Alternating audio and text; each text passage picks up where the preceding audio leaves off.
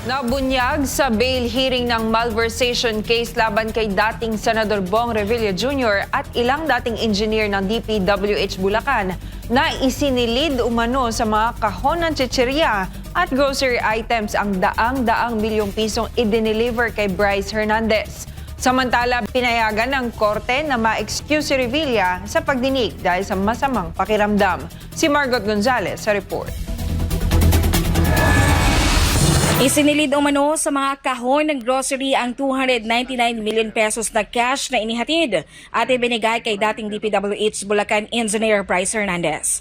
Ito ang ibinunyag ng nagpakilalang liaison officer ng Sims Construction na si Monica Ocampo Santos sa bail hearing ng Sandigan Bayan 3rd Division. Ang kaso ay may kinalaman sa malversation laban kay dating Senador Bong Revilla Jr., kay Hernandez at iba pang district engineers ng DPWH kaugnay ng umano'y Ghost Flood Control Project sa Pandi, Bulacan. Ayon sa testimonya, ang 299 million pesos ay mula sa 5 magkakaibang proyekto na nakuha ng Sims Construction. Kabilang na dito ang 74 million pesos na cash delivery para sa 92.8 million pesos Pandi, Bulacan project. Sinabi ni Ocampo Santos na ang pera ay winidraw ng may-ari ng Sims Construction na si Sally Santos at isa pang liaison officer mula sa Land Bank ng Malolos. Dinala umano ito sa opisina ni Hernandez at inilagay sa gilid ng kanyang mesa. Nasaksihan umano ng witness ang pagbubukas ng mga kahon kung saan ang pera ay nakabandel sa tag-1,000 piso. Ayon pa sa kanya, isinilid ang pera sa kahon ng isang kilalang brand ng chichirya na tinatayang kayang maglaman ng hanggang 45 million pesos. Ang iba naman ay inilagay sa kahon ng toyo at iba pang grocery item. Pinuksan ng mano ang mga kahon sa harap ni Hernandez at binilang nito ang bawat bundle upang tiyakin ang kabuang halaga. May screenshot din umano ang witness ng kanilang pag-uusap ni Hernandez hinggil sa mga cash delivery.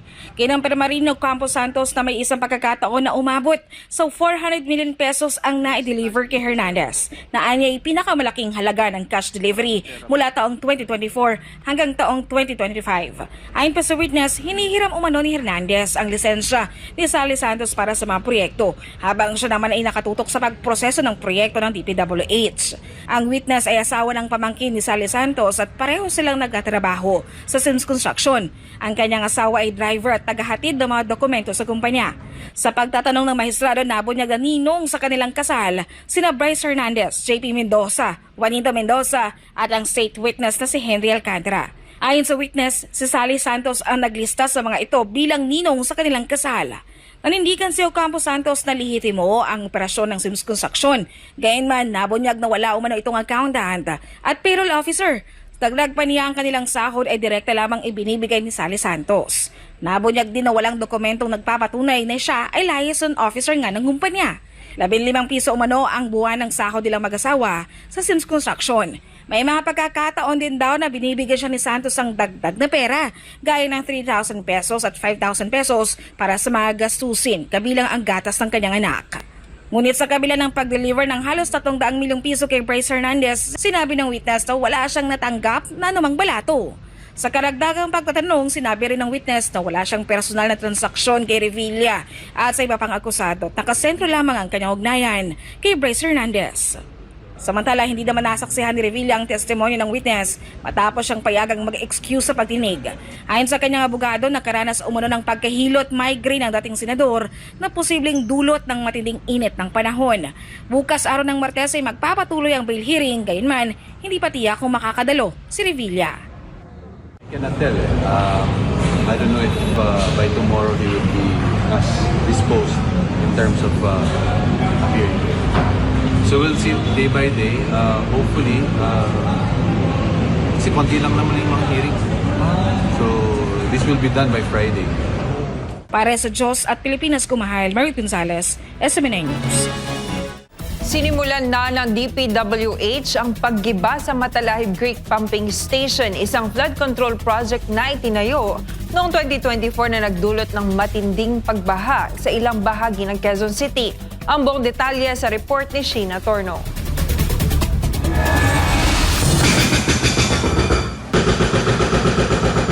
Sa tulong ng San Miguel Corporation, giniba na ang mga parapet wall at sheet piles na matagal nang nakaharang sa daloy ng tubig sa Matalahib Creek sa Barangay Talayan sa Quezon City. Hakbang ito ng Department of Public Works and Highways o DPWH upang maibsan ang matagal ng problema sa pagbaha sa lugar.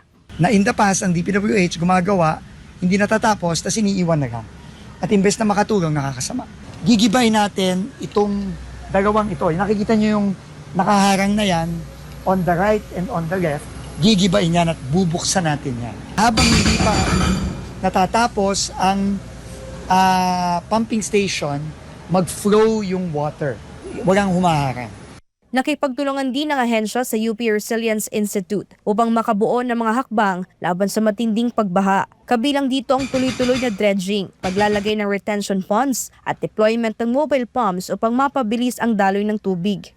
Yung tubig na that we have to deal with ay talagang sobra-sobra, lalong-lalo na may climate change na. Talagang mahirap po i-control ang baha.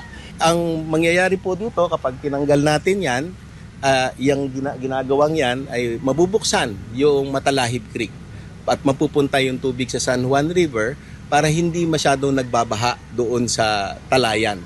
Target ng DPWH na matapos ang pag-iba ng istruktura bago matapos ang Mayo. Sa kasulukuyan, wala ring nakalaang pondo pang ipagpatuloy ang konstruksyon ng pumping station. Ang proyekto ay nagkakahalaga ng 250 million pesos at itinayo noong 2024, ngunit kalaunan ay kwenesyon matapos mapatunayang hindi tugma sa Drainage Master Plan ng Quezon City Government. Nung na-build itong structure na ito, una, wala pong pahintulot ng lungsod, wala pong certificate of coordination, wala rin pong kahit anong permit. At in fact, meron po kaming statement na hindi po kami pumapayag na maipagawa ito sapagkat alam na natin na magiging sagabal po ito sa daloy ng tubig. Matatandang isinumite ng DPWH sa Office of the Ombudsman ang resulta ng kanilang investigasyon sa manoy maanumalyang proyekto. Ngunit hanggang ngayon, wala pa ring napapanagot sa likod ng milyong-milyong pisong podong inilaan dito. Samantala nagsalita rin si DPWH Secretary Vince Dizon kaugnay sa pagkahuli umano kay dating Ako Bicol Party List Congressman Zaldico. Testament ito sa resolve at determination ng gobyerno na panagutin yung lahat ng mga dapat na managot. The entire country is looking forward na bumalik si Zaldico dito para humarap at managot. Para sa Diyos at sa Pilipinas kung mahal, ito si Sheena Torno, SMNI News.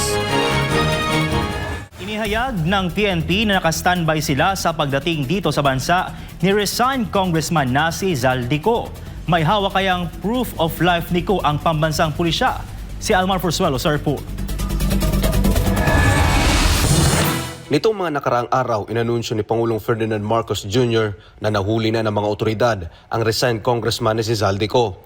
Sa kanyang social media page, sinabi ni Marcos na kasalukuyang nakadetene si Ko matapos umano itong tumawid papuntang Czech Republic na walang kaukulang dokumento. Ngunit ang naturang post ng Pangulo ay umani ng batikos mula sa ilang netizens.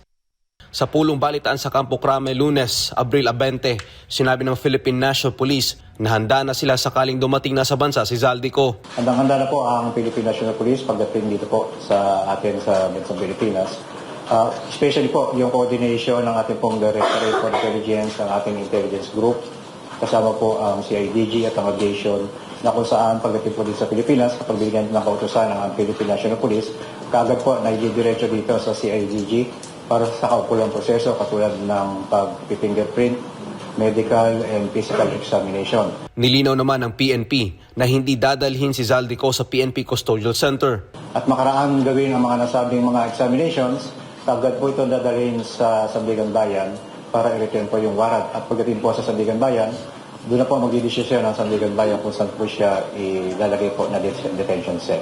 Sa ngayon po, ang custodial center po ay hindi na po paglalagyan ng anumang mga mahuhuli ng Philippine National Police sapagkat ito na po ay isang condemned. Pero nang tanungin kung bakit walang maipakitang letrato ang mga otoridad sa kabila ng anunsyo ng Pangulo na nahuli na si Zaldico, ito ang naging sagot ng PNP. Ang nabanggit po ng ating SILG na yung details as to his arrest at yung pang detalye kaugnay ng kaso ni Zaldico ay pinapaubaya po sa Department of Foreign Affairs. Ang tasking lang po ng Philippine National Police, ang kanyang pagdating po dito sa Pilipinas, kung ano yung proseso na magiging parte o role ng Philippine National Police. Ayon sa PNP, kumpirmado naman ang pagkakahuli kay Zaldico, ngunit ang mga detalye ay nasa ilalim na ng Department of Foreign Affairs. Kinoconfirm naman po ng Philippine National Police yung kanyang pagkaka-aresto.